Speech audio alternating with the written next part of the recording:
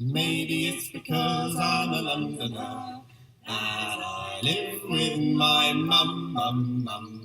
Maybe it's because I'm a Londoner that I live in a slum. I get a funny feeling inside of me when lights run across my feet. Maybe it's because I'm a Londoner that I'll end up on the street. Maybe it's because I'm a Londoner I can't afford the rent.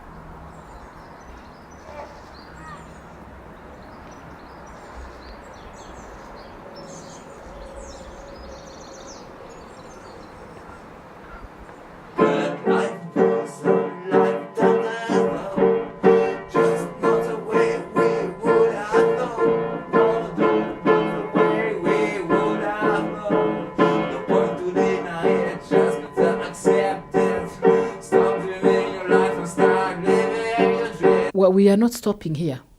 No, we'll still fight them. If your home was under threat, would you not fight? Of course you would. So why is it different for people who live in local authority housing?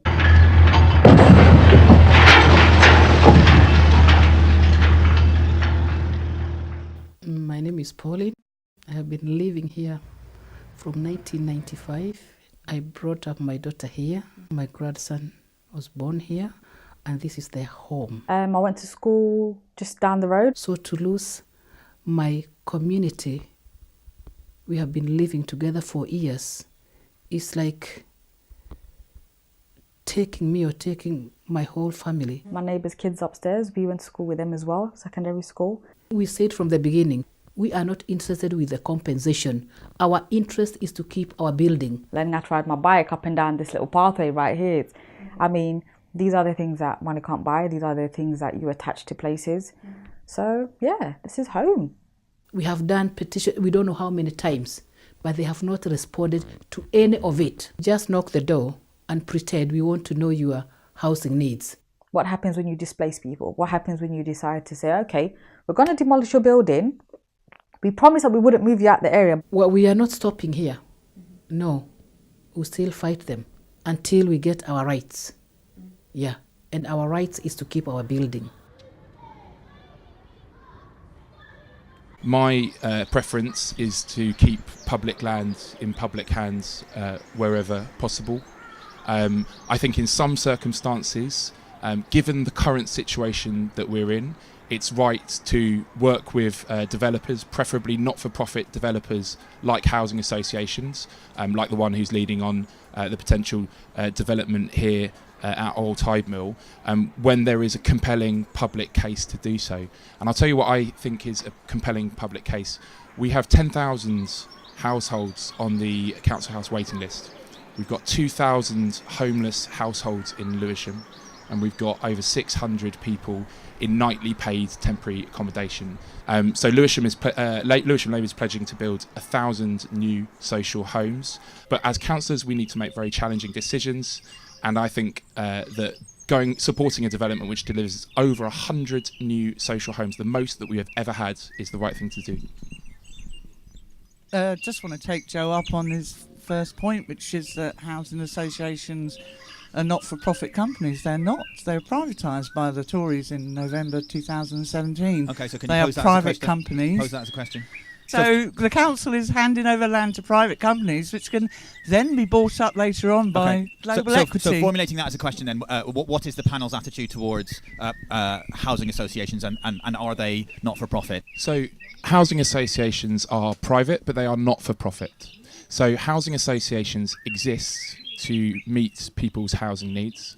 Unfortunately, the coalition government, the Lib Dem and Conservative coalition government, cut the grant for affordable housing by 2/3, right? And what happened then is that housing associations, in order to deliver the affordable homes that they exist to deliver, had to build private homes to cross-subsidise those those social homes.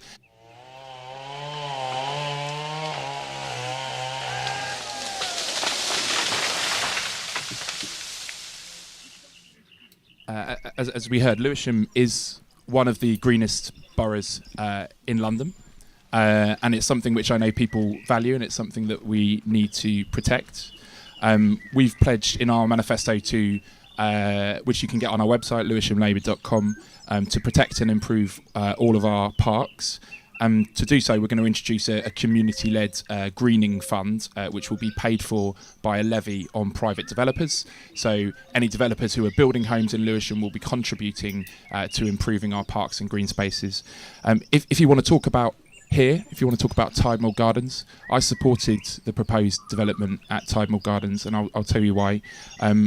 I think this is a fantastic space. It's a meanwhile use gardens which has been used whilst we've been getting the development together.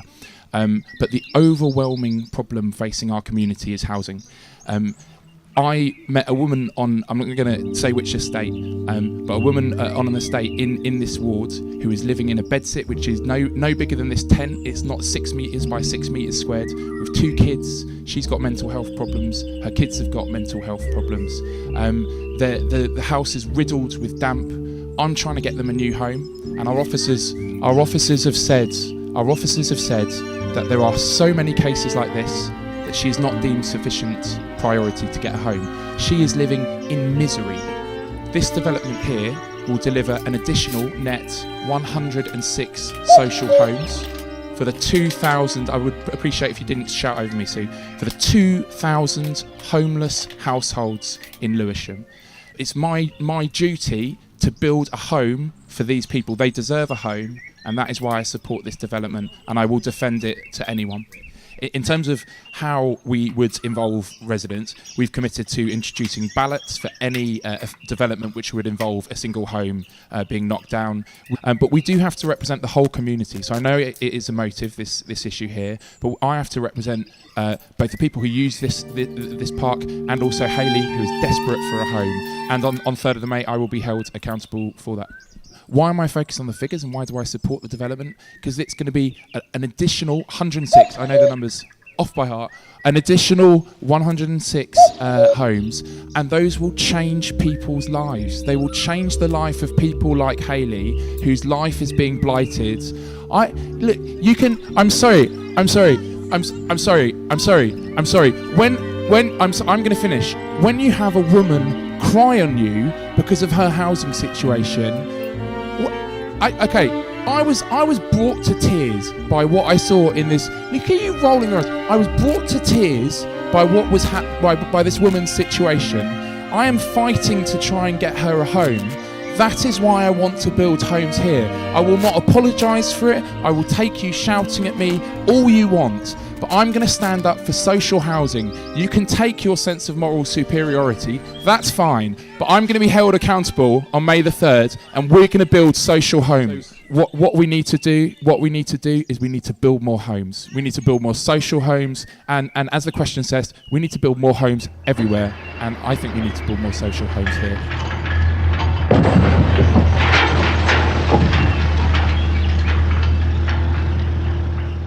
The Mayor of London and the Conservative Lib Dem government changed the definition of affordable housing to say that it could be up to 80% of median market rate rent. And when rents are absolutely out of control 80% of out of control is still totally unaffordable. So we don't use it in Lewisham. We've never used 80%. We've never called an 80% market rent home affordable, because we think it's not affordable, and we think that would be disingenuous.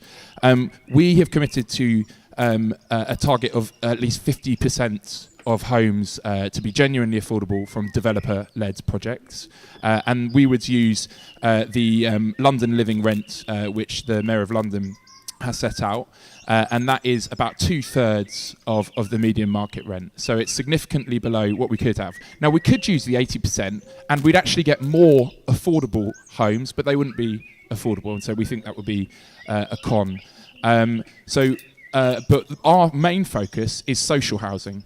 And on this development here, 55% would be social housing.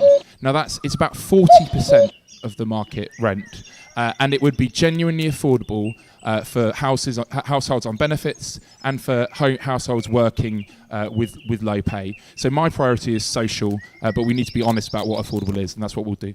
Sorry, there's social rents. This is Lewisham's definition from the head of policy, housing policy. There's social rents, and there's affordable rents, and there's living rents. There's a difference between social rents and affordable rents, so my question is, do you understand the difference? I'm saying social housing because I mean social housing because it will be social housing. The council itself thinks of them as the same thing, and all throughout this planning application, it's referred to social housing stroke affordable rent. And in the minutes of the meeting you're talking about, where it says that the council's going to put in over 4 million to help this happen, apart from the funding from the GLA, it says London affordable rent, brackets, social rent. Yeah. So are the minutes wrong? No, it is social rent. They are social homes. London affordable rent is 37% more. About £3,000 a year for a 2-bedroom flat. The percent, so the pound costs are in the report. I can find them if you want. It was all redacted, so how would we know? No, it is public. It is public. And they're social homes. They're social homes. The woman who I mentioned, Hayley, I am hoping to God she does not have to wait like another 2 years, which will take to build the homes here. I'm trying to get her a home as soon as possible. But the reason why she can't get a home at the moment is because there are thousands of people with worse housing situations than her. And she broke down when I was in her home taking down the details of what she's facing. She deserves a home, and we're going to build her a home. But it's my duty to build a home for these people. They deserve a home. And that is why I support this development, and I will defend it to anyone. So Sue, I'll start with Sue. The 16 people at Reginald House all will get a new home, none will pay more. And so there would be 16 homes that would be knocked down as part of this home. Every single resident will get a new home. No resident will pay more, and none of them would have to move off the sites because there would be homes built and they'd then move into them, right? Now,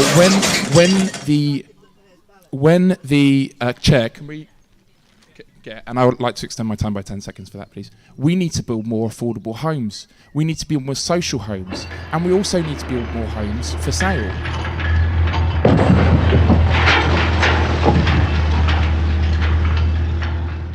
The government are looking to increasing the productivity in the building industry and are basing all their plans during the following 5 years on reaching and maintaining a level of 400,000 houses a year. With this speech, the then Minister of Housing, Sir Keith Joseph, is generally credited with starting what became known as the numbers game. And here I come to a very strange omission from the socialist proceedings last week. In all their official speeches condemning us and our efforts, in all their official speeches, they never mentioned a target of their own. The Liberals at least disagreed about one. Their conference wanted 500,000 houses. The platform settled for 375,000 houses. But the Labour Party never had an official target at all. That seems very odd for a party that's so sure it can do better. Britain is today being held to ransom by a small but unscrupulous group of land speculators and profiteers who are lining their pockets tax-free at the expense of local councils trying to rehouse overcrowded families and of young couples. The Labour Party rose to the Conservative bait.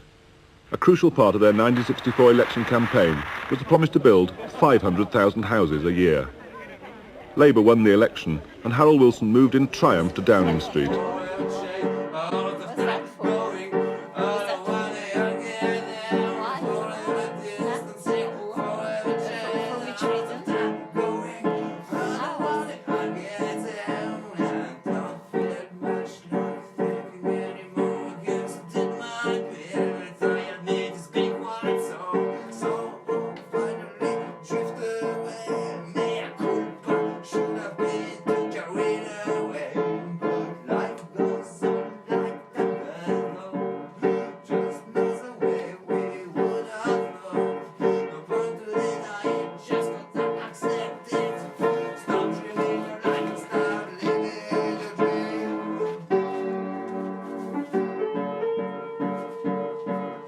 I'm sorry, Laura, it's too loud. Have a break.